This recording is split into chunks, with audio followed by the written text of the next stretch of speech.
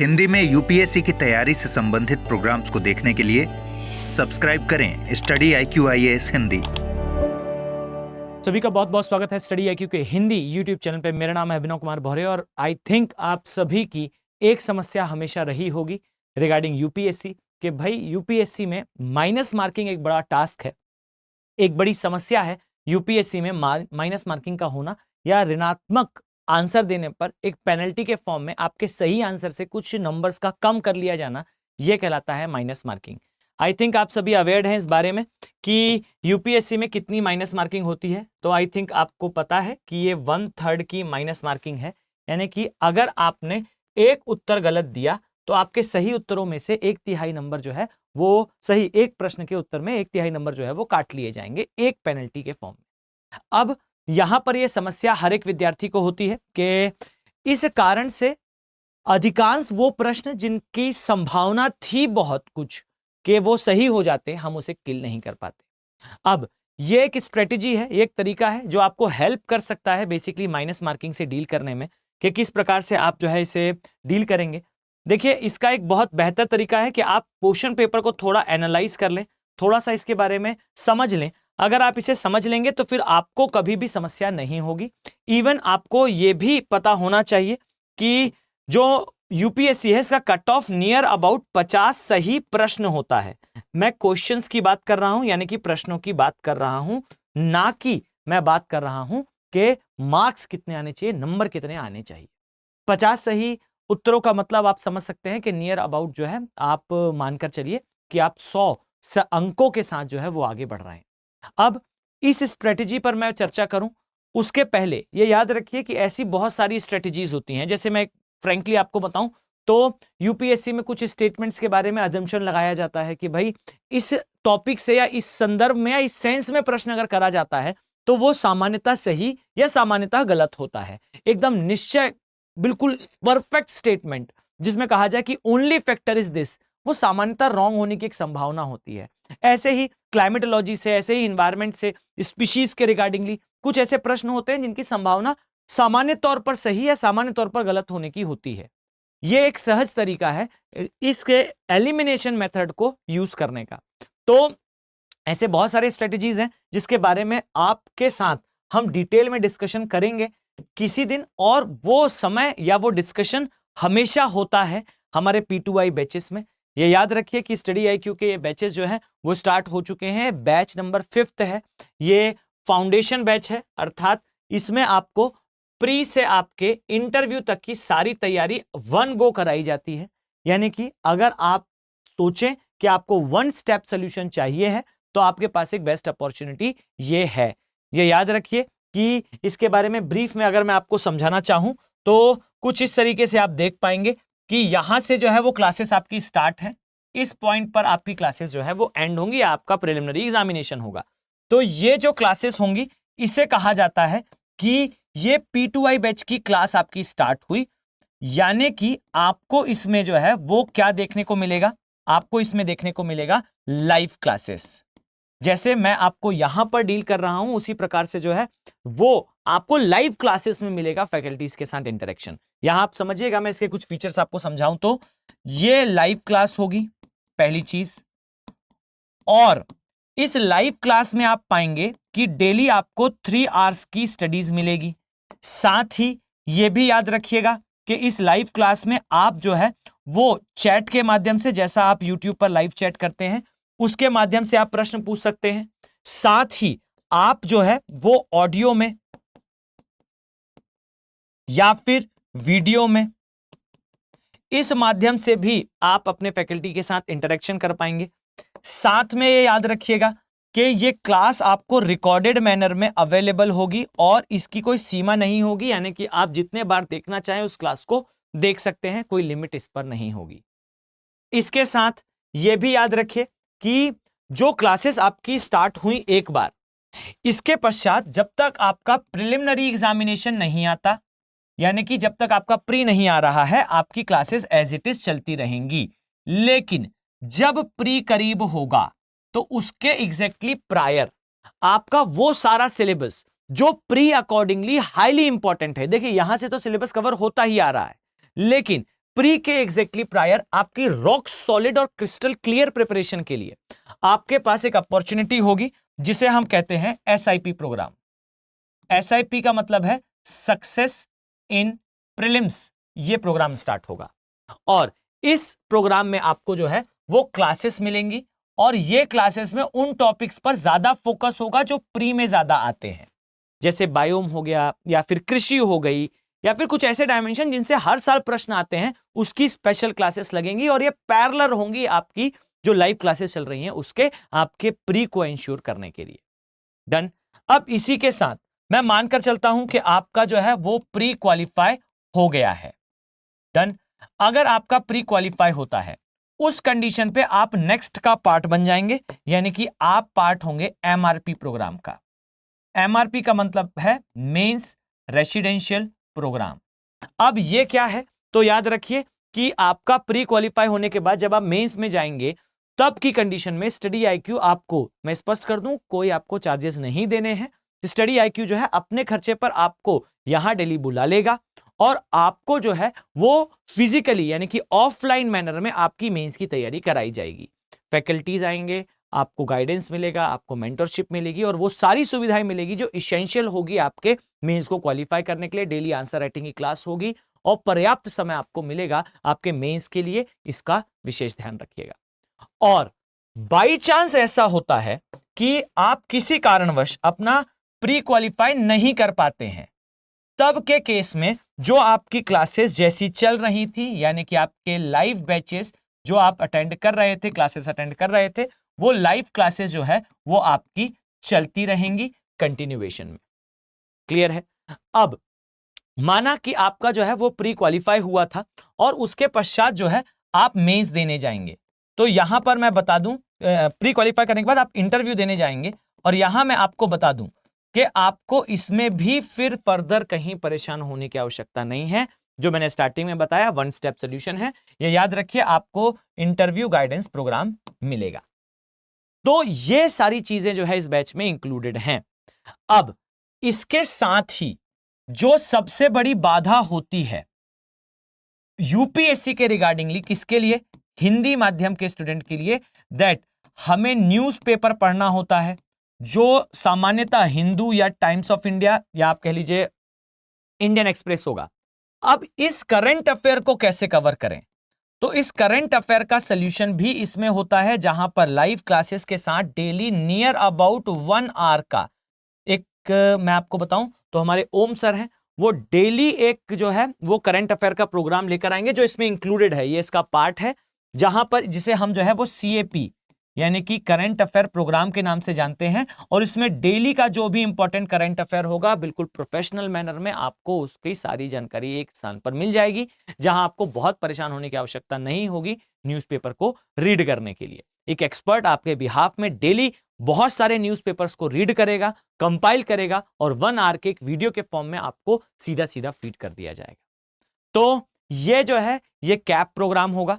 और साथ में मैं आपको बताऊं तो जो गेम चेंजिंग चीज है वो है मेंटरशिप, यानी कि आपको एक पर्सन जो है वो अलॉट होगा।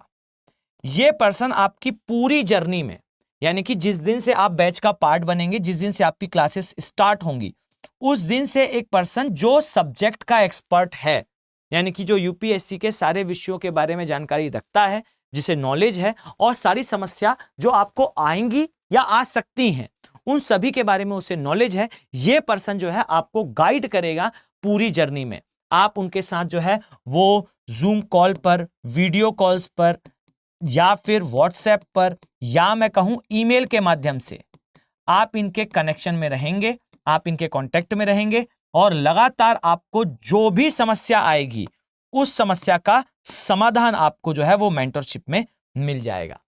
तो ये कहलाती है 1-to-1 मेंटरशिप। ये सब कुछ इस P2I बैचेस में इंक्लूडेड होगा। तो ये जो है ये बैच है P2I फाउंडेशन और इसके माध्यम से आप अपनी तैयारी को बेहतर तरीके से प्ले कर सकते हैं। मैं स्पष्ट तौर पर कहूं तो ये एक बेहतर अपॉर्चुनिटी है। ये बैच नंबर 5th है और ये इवनिंग का यानी कि शाम का 6 बजे का बैच है। इसकी कॉस्ट पर अगर हम आए तो याद रखिएगा ये कॉस्ट नियर अबाउट आपको पड़ेगी जैसा यहां देख पाएंगे ये 24,999। लेकिन मैं स्पष्ट कर दूं कि आप जब वेबसाइट पर जाएंगे तो ये कॉस्ट आपको ज्यादा दिखाई देगी, और उसे कम करने के लिए वहां पर अन्य कोड भी अवेलेबल होंगे, यानी कि कुछ कोड्स जो है आपको वहां पहले से दिख रहे होंगे। अगर आप उस कोड को यूज करते हैं तो नो डाउट आपको जो है वो कुछ प्राइस ड्रॉप देखने को मिलेगा, बट जो मैं वीडियो में यहां प्राइस दिखा रहा हूं ये याद रखिए, ये प्राइस आपको नहीं दिखेगा, उससे हायर कुछ प्राइस आपको दिखेगा। तो वो प्राइस ना देना पड़े उसके लिए आप जिन भी फैकल्टीज का से लगातार जुड़े हुए हैं, जिसे आप जो है लगातार पढ़ रहे हैं, आप उन फैकल्टीज के कोड का यूज कर लीजिए। जैसे यहां पर मेरा कोड है AK लाइव कोड, आप इस कोड को लगाएंगे तब आपको ये कॉस्ट जो है वो मिलेगी, थोड़ा सा आपको जो है वो एक्स्ट्रा कंसेशन देखने को मिलेगा। तो मैं मानकर चलता हूं कि अगर आप सीरियसली तैयारी कर रहे हैं और एक स्ट्रेटेजी ढूंढ रहे हैं, तो नो डाउट एक स्ट्रेटेजी ये है जो मैं अभी डिस्कस करूंगा, और ये एक बेस्ट अपॉर्चुनिटी है। यानी कि एक एक स्ट्रेटेजी इकट्ठे करने से बेहतर है कि आप एक बार में सारे चीजों को कंपाइल्ड मैनर में एक एक्सपर्ट के गाइडेंस में जो है उसे देखें। तो एक अच्छी अपॉर्चुनिटी है, मैं मानकर चलता हूं वो सभी सीरियस एस्पिरेंट जो यूपीएससी की तैयारी कर रहे हैं वो इसे जरूर अवेल करेंगे, जरूर इसका पार्ट बनेंगे। चलिए, तो अब हम अपने इस क्वेश्चन पर आते हैं कि कैसे माइनस मार्किंग से डील करें। तो मैं आपको 3 डायमेंशन के बारे में समझाने वाला हूं। पहला डायमेंशन तो यह है कि यह आपको याद रखना है कि आपको जो है वो क्वेश्चन पेपर में 50 सही प्रश्न लगाने हैं।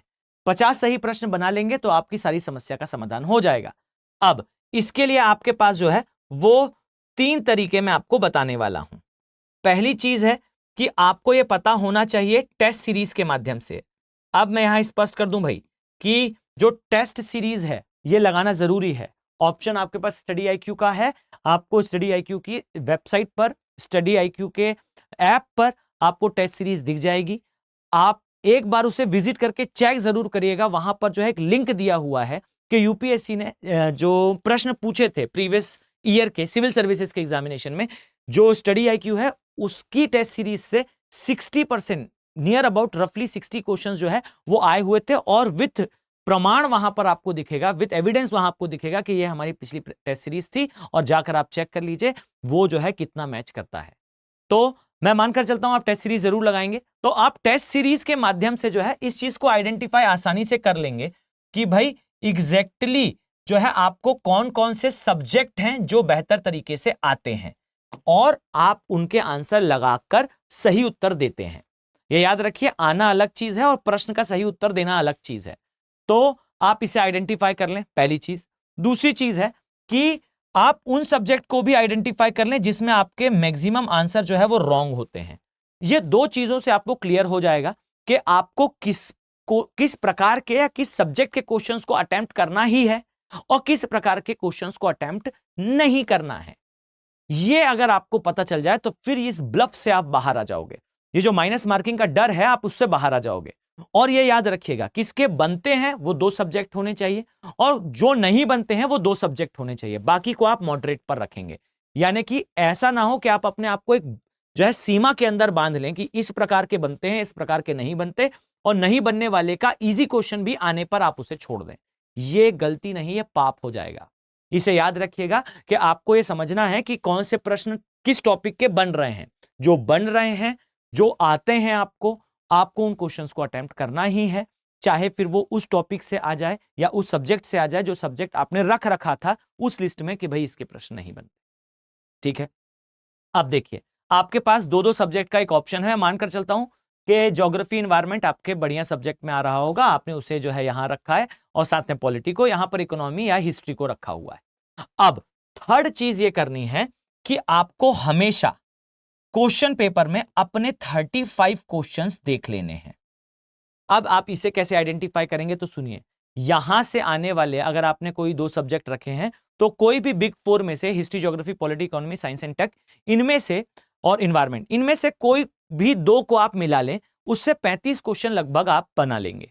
अब यहां मैं आपको स्पष्ट करता हूं एक बात, यूपीएससी में जो क्वेश्चंस आते हैं उनमें से ये एल्गोरिदम है, आप कह सकते हो ये तरीका है यूपीएससी का, कि जो 35 क्वेश्चंस वो हमेशा यहां पर टॉलरेंस रखिएगा +-5 का, ठीक, ऐसे होते हैं जिनको आप आसानी से एलिमिनेशन के थ्रू सॉल्व कर सकते हो।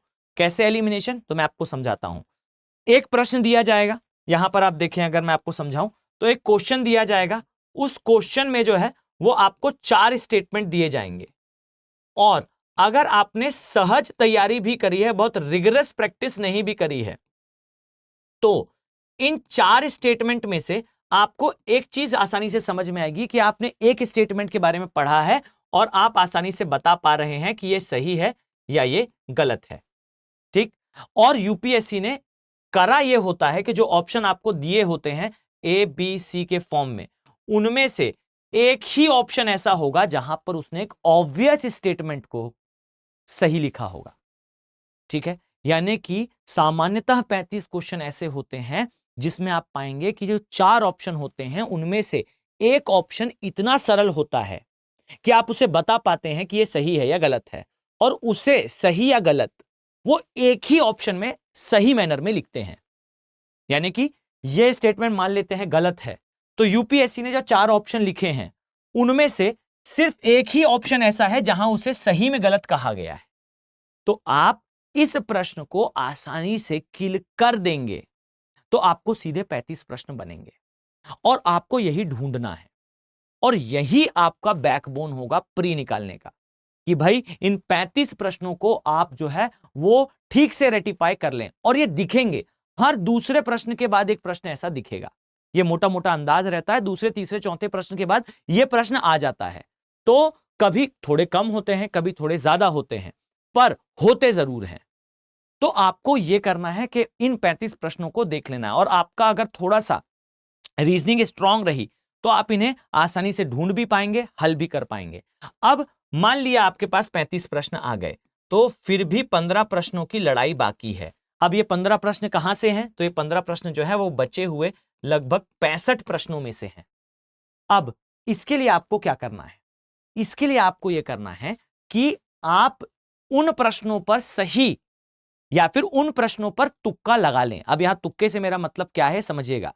जिन प्रश्नों में आपको यह पता हो कि जो 4 स्टेटमेंट दिए गए हैं, सामान्यतः 4 स्टेटमेंट का भी ट्रेंड चल रहा है, जो 4 स्टेटमेंट दिए गए हैं उन 4 में से आपको 2 पता है, और इन 2 के आधार पर आप जो 4 ऑप्शन ए बी सी और डी ये जो आपको यहां दिखते हैं, इनमें से आप 2 को जो है वो किल कर जाते हैं। यह आपको पता है कि ये 2 नहीं है किसी कंडीशन में, और ये 2 हैं। अब इसको समझ लीजिए इत्मीनान से कि जब आपको किसी भी क्वेश्चन में 2 ऑप्शंस में से एक चुनना है, यानी कि 2 आपने सक्सेसफुली और थॉरोली आइडेंटिफाई कर लिया कि ये तो सही नहीं है किसी कंडीशन में, तो याद रखिए कि ऐसे प्रश्नों में आपको तब तुक्का लगा देना है, या फिर तब आप उसके आंसर की तरफ बढ़ जाएं। जैसे मैं आपको कहूं तो 60-40 का रेशियो हमेशा रहता है। मन जो है किसी एक को ज्यादा और किसी एक को कम पसंद कर रहा होता है, यह सामान्य सी बात है। तो तब आप बढ़ जाएं जब वो प्रश्न आपके इस कैटेगरी से आ जाए। ठीक है, यानी कि आपको एक 35 क्वेश्चन लगाने ही लगाने हैं, वो किसी भी कंडीशन वाले हों। यानी कि आपको इन सब्जेक्ट्स पर ध्यान नहीं देना है। 35 क्वेश्चन जो एक स्टेटमेंट से सॉल्व हो रहे हैं, सॉल्व कर दीजिए। उसके बाद 15 क्वेश्चन के लिए आप ये करें कि आप जो है वो अगर इस कैटेगरी से है तो आप उसे लगा दीजिए, और अगर वो इस कैटेगरी से है तो आप उसे छोड़ दीजिए, पहली चीज। और दूसरी और सबसे इंपॉर्टेंट चीज कि ब्लाइंड आई, यानी कि बिल्कुल आंख बंद करके कभी भी तुक्का ना लगाएं। ठीक है, और यहां पर थंब रूल ये है कि आपको 15 क्वेश्चन में नहीं करना है ऐसा, आपको यहां पर एटलीस्ट इसे 35 क्वेश्चंस पे करना चाहिए। ठीक है, आप 35 क्वेश्चन पे करेंगे तो आपकी एक्यूरेसी, चूंकि आपने इसे अपने कोर सब्जेक्ट या उससे बाद सामान्य सब्जेक्ट से करा है, थोड़ी एक्यूरेसी आपकी अच्छी होगी। और जब ये एक्यूरेसी अच्छी होगी तो अगर यहां मैं आपसे कहूं कि आपकी 70% की भी एक्यूरेसी आती है, यानी कि इन 35% जो प्रश्न है इनमें से केवल 70% आप सही कर पाते हैं, तो भी नेट आपका स्कोर ठीक ही रहेगा, आप कट ऑफ के आसपास आ चुके होंगे। तो इस स्ट्रेटेजी का यूज करें। लास्ट की पॉइंट है कि प्रश्न कभी भी 50 से कम अटेम्प्ट ना करें। ऐसा ना हो कि माइनस मार्किंग के डर में आप 50 प्रश्नों से कम अटेम्प्ट करके आ गए, तो ये तो आप अपनी जो है वो खुद ही फेल होने की रास्ता खूब बनाते हुए जा रहे हैं। तो अपने फेल होने का रास्ता ना बनाएं, खुलकर प्रश्न पत्र को इस मैनर में अटेम्प्ट करें, और यह तभी होगा जब आपके पास टेस्ट सीरीज का नॉलेज होगा। ठीक है, तो यह याद रखिए कि आपको इस मैनर में जो है वो अपने क्वेश्चंस को सॉल्व करना है। मैं मानकर चलता हूं कि आपके लिए ये इंफॉर्मेशन जो है वो यूजफुल रही होगी, आपको ये चीजें समझ में आएंगी जो मैं आप तक पहुंचाना चाह रहा था। कोई भी डाउट हो आप कमेंट सेक्शन में मेंशन कर सकते हैं, और अगर आप बैचेस का पार्ट बनना चाहते हैं तो याद रखिए डेट आ चुकी है, और आपको अगर 24-25 के लिए 25 के लिए बैच है टारगेटेड, और अगर आप 24 के लिए तैयारी कर रहे हैं तो जो प्रोग्राम मैंने आपको SIP बताया है ये सेपरेटली भी अवेलेबल है। आप उस सारे फीचर वहीं रहेंगे, आपको बस SIP के फॉर्म में वो जो है वो मिल जाएगा। अगर आप 24 की तैयारी कर रहे हैं, बेस्ट अपॉर्चुनिटी है, आप SIP का पार्ट बन सकते हैं। अगर आप 25 के लिए कर रहे हैं तो फिर SIP का पार्ट ना बने, ये है गेम चेंजिंग थिंग, इसका पार्ट बने। क्लियर है? और लास्ट है कि आपको टेस्ट सीरीज चाहिए है तो टेस्ट सीरीज भी एक तो P2I में इंक्लूडेड है, अलग से चाहिए है तो फिर अलग से भी आपको टेस्ट सीरीज का ऑप्शन मिलता है। मैं मानकर चलता हूं ये सब आप चीजें आपके लिए इंफॉर्मेटिव रही होगी और आप इनका पार्ट बनेंगे। मिलते हैं नेक्स्ट वीडियो में। Have a very nice day. Thank you. Hindi में यूपीएससी की तैयारी से संबंधित प्रोग्राम्स को देखने के लिए सब्सक्राइब करें स्टडी IQ IAS हिंदी।